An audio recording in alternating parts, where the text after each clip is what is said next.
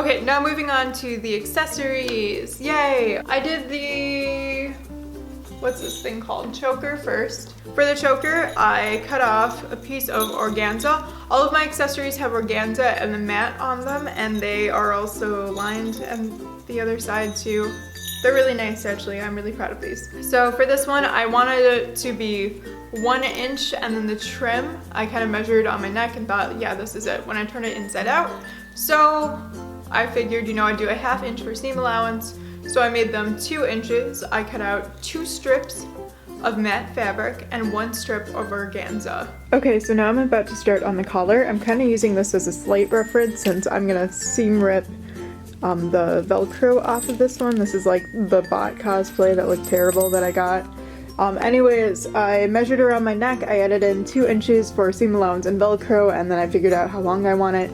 So out of this matte fabric, I'm going to cut 2 15 by 2.5 inch strips.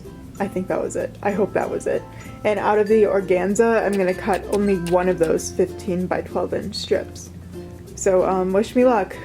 Now that I have all 3 of these pieces, I'm debating whether to base stitch the organza to this top piece or not, because I don't really want to spend the time. But these 2 are going to act like a single piece, like what I did with the lace when I attached it to the matte fabric. It's now a single piece. This is the right side, and we're going to kind of sew along the 2 longer sides, match these up, sew along the 2 longer sides. But we're also going to sandwich trim in there too, so when we turn it inside out, all we need to do is finish off these edges and then attach the Velcro and we're completely done.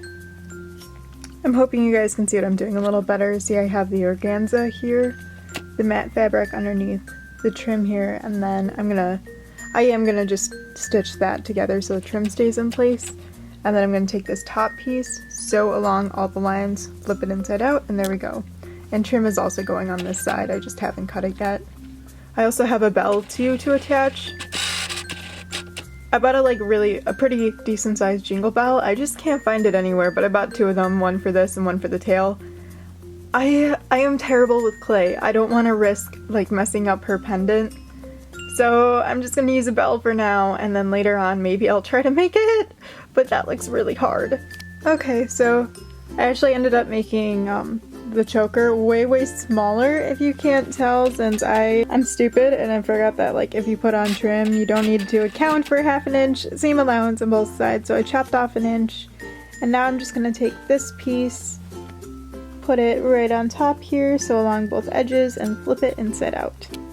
Okay, so right now I'm working back on the choker. What I did was I pinned like where I want the Velcro to be. I put it around my neck, right? And then I put a pin where the 2 sides overlap. So I took my other collar from the crappy Ichigo Cosplay and I seam dripped out the Velcro. I didn't want to buy new ones because I'm not about that. And I'm gonna cut it down to size.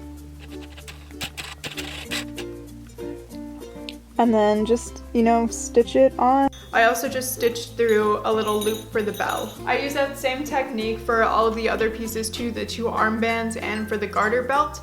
The only difference is that I sewed on elastic for these guys. I also made them a little wider too, obviously.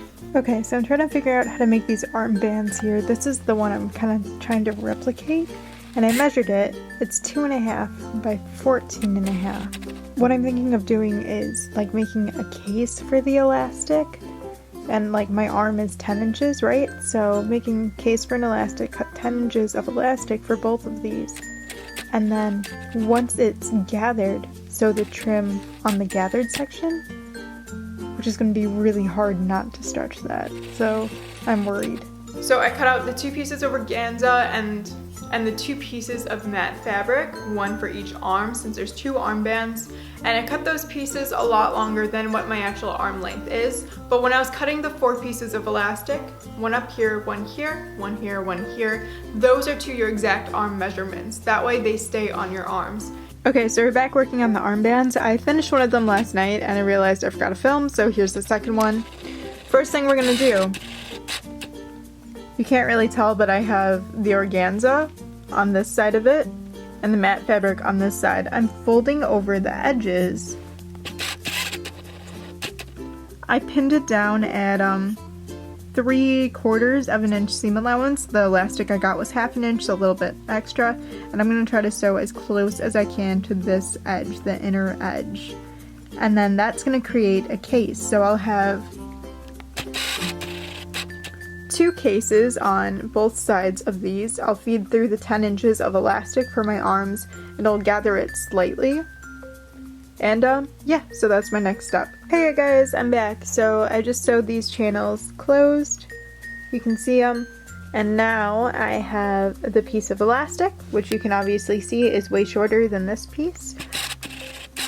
The piece of elastic is 10 inches, that's the length around my upper arm. And what I'm going to do is feed it through the channel. I'm going to, you know, I can't do this with one hand, but take my safety pin, shove it in there, shove the elastic through there, pin it at the end so it doesn't get loose, and then it's going to gather it for me, and I'm going to do that on both sides. Well, there's the one armband I made, and here's what it looks like with the elastic in it, and I just pinned it that way it doesn't get lost inside the channel. And what I did last time was actually put the trim on now on this side, so I think I'm just going to do that again and cut off, you know, 10 inches of trim, sew it on. Okay, so I pinned on the trim, and now I'm just going to top stitch it on, getting as close as I can, which is what I did for this guy. If you do it this method though, know that the trim isn't stretchy, so you can't stretch it out with the elastic. The elastic's literally just there, so it'll like stay on my arm, which it does, so I mean, I guess it worked out. So that's what it looks like with the trim top stitched on. If I flip it over, you can just see top stitch, that's it. And we're gonna do exactly what we did to this side to this side now. That way they're even and we can finish it up. Just ignore that I'm watching the Adventure Zone in the background, but I just did a quick zigzag stitch to finish off this edge.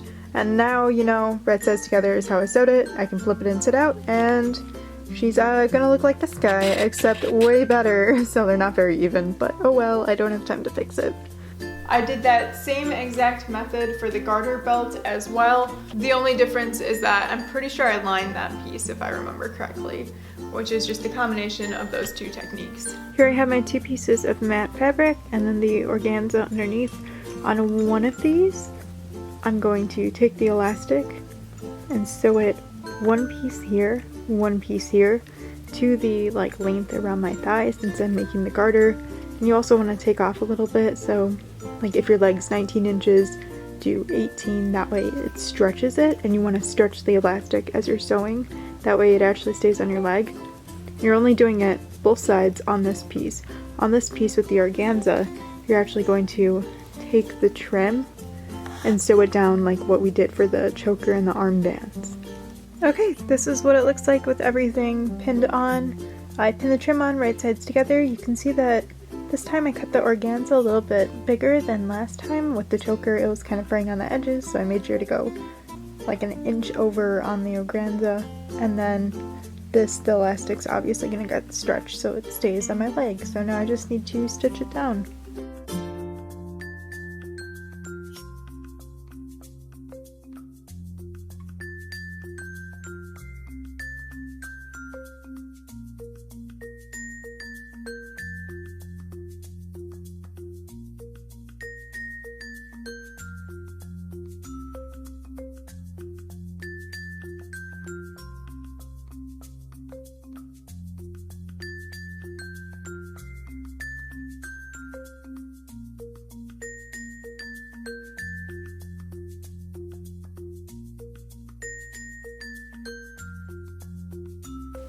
Alrighty, so for the garter, I flipped it inside out, right? I sewed the edges together, and then I ended up just top stitching it down so it stays nice and flat, since I'm a little afraid to use the iron right now.